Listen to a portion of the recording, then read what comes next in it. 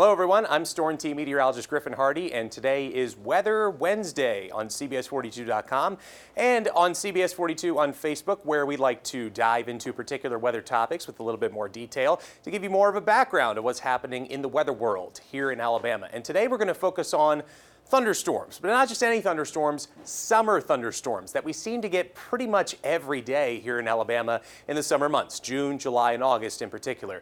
Now, we've all been there before. It's hot and it's humid outside. You go back inside for about 30 minutes to cool off, drink some water, and take a break. And then you come back to this, a summer thunderstorm forming off in the distance that seemed to kind of just pop up out of nowhere. And our weather can change pretty quickly here in the summer. You know, you got clear blue skies, and before you know it, that storm is rolling through. And yesterday was a perfect example of that. Here's the radar loop from 12 p.m. to 3 p.m.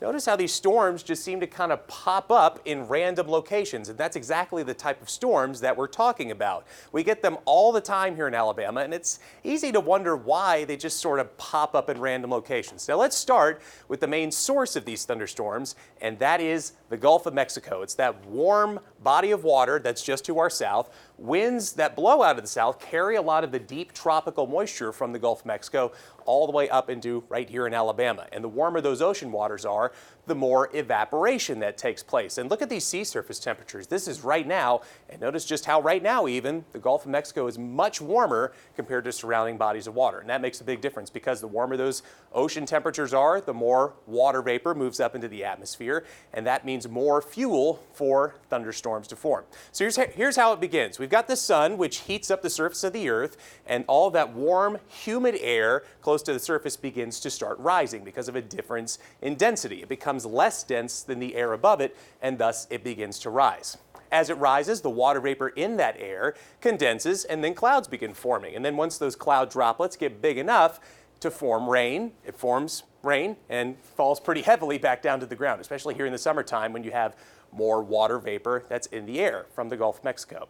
Here's basically what we're talking about. Here it is in motion. Look at all the air rising up and condensing right here to forming those thick clouds. And look at that storm off in the distance there.